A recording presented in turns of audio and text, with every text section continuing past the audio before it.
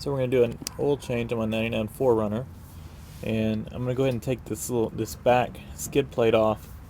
Last time I did an oil change, I didn't take it off, and you can get to the filter, but it's difficult and it's messy because then the oil that leaks out of the filter runs down on the skid plate, and it's just a mess. So I'm going to take it off.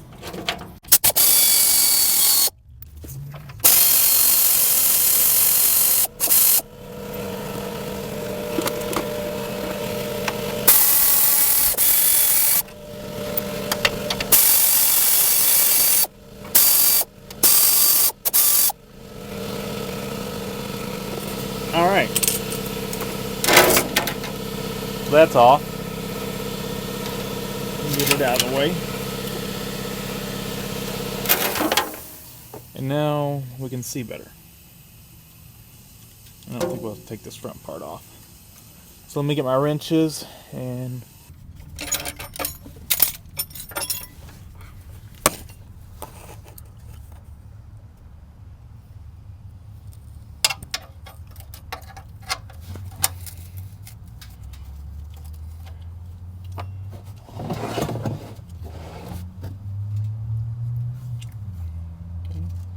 got it loosened.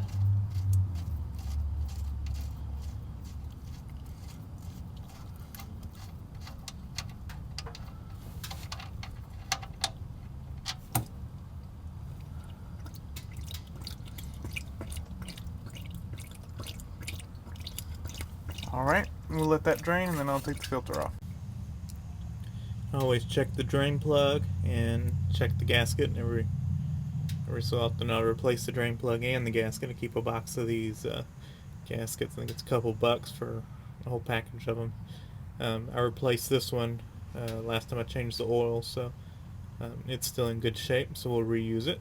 But be sure to check them if they're not in good shape, or if they've gotten hard or they're starting to split, replace them. This one's still in good shape though, so we'll go ahead and reinstall it.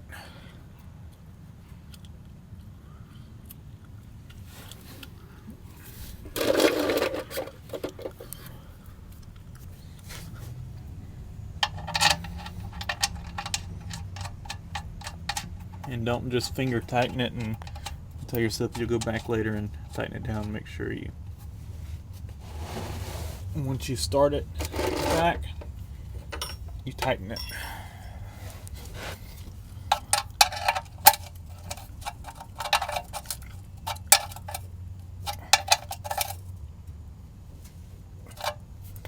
Okay.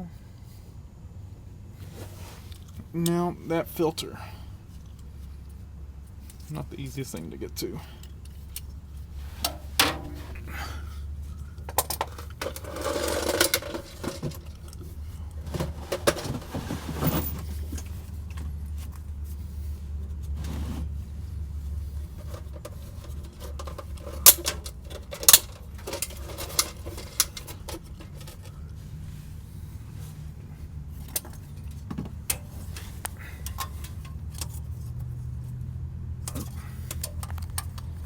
Okay.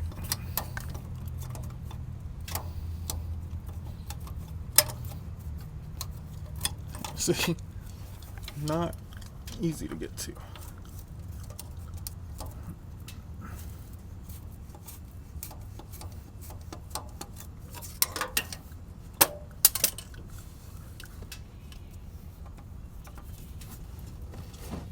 Still making a mess.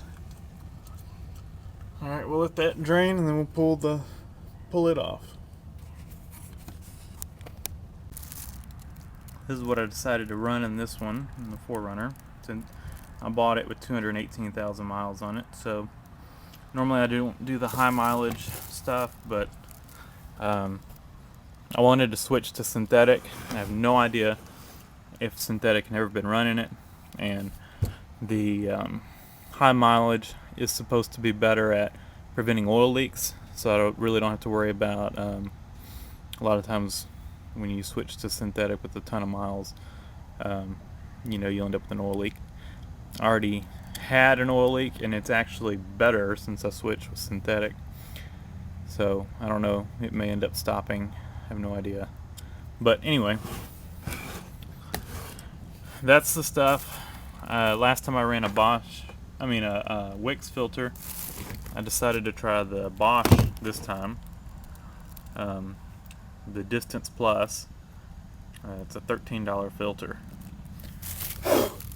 But I didn't feel real comfortable going too long on the Wix filter. So, I mean, I like Wix, but you know, I'm used to changing the Wix filters every 3,000, so I didn't like pushing it to 6,000. So, would consider going 7,000 with this filter. At 6,000 miles, the oil still looked really clean, so I may go 7,000 next time. But these are very beefy filters. Very good drain back valve, very good filter media. You can look them up online, read about them, but really good filters.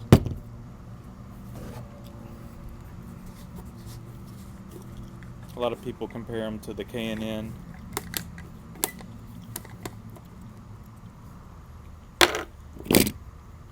So we're going to pre-fill the filter. I'm not going to fill it all the way, just because you know, my filter's not at a. Let's see. My filter is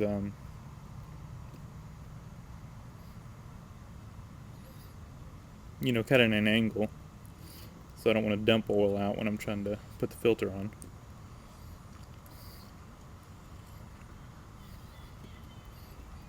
There we go. It's probably good enough.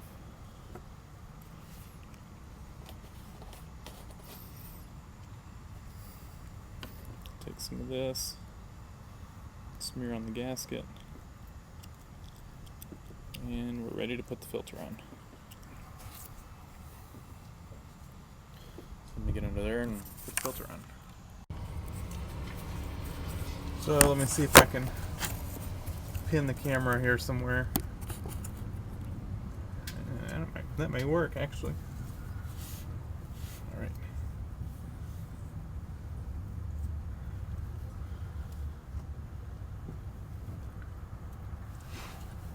All right. Probably gonna lose a little bit. Come on, start. That's why I didn't want to pre-fill it too much. I just don't like putting a dry filter on it. At least, you know, the filter media absorbs some oil. I'm sure it held some.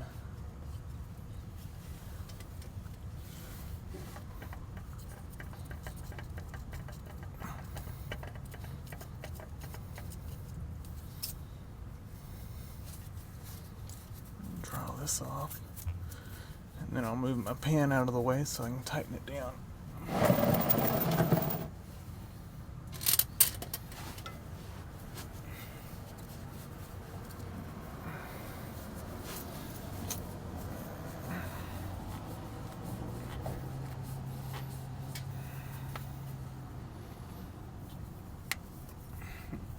Filter's kind of slippery.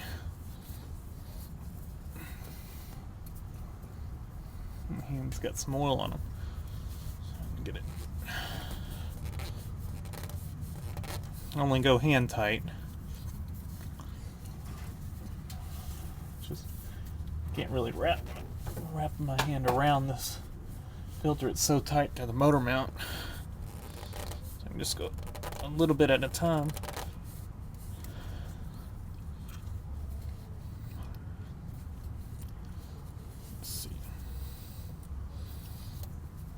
I can't grip it at all without the rag.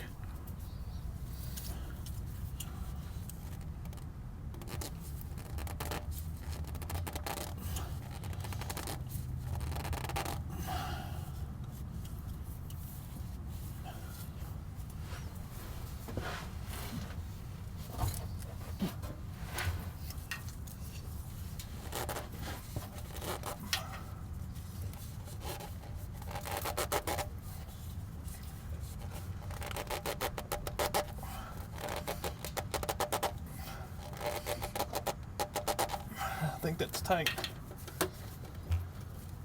As tight as I'm gonna be able to get it.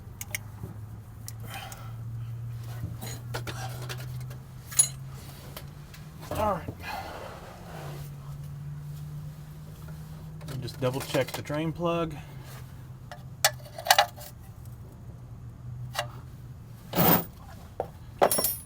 Drain plug's tight.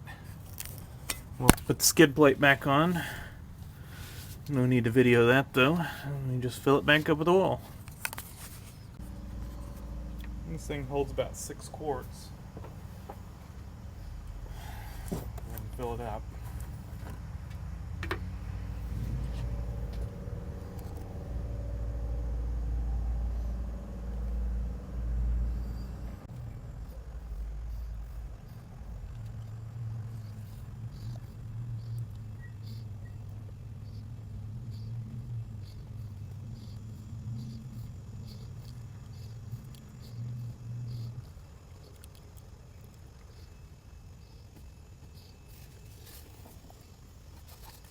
Alright, I'll finish filling it up. 1 more quart, and then I'll check it. I'll start it up and make sure there's no leaks. If there's no leaks, then I will put the skid plate back under, and then I will kill it, and I will check the oil again, make sure it's still full after starting it up. And I'll probably have to add half a quart or so, and we'll be done. So, until next time, thanks for watching.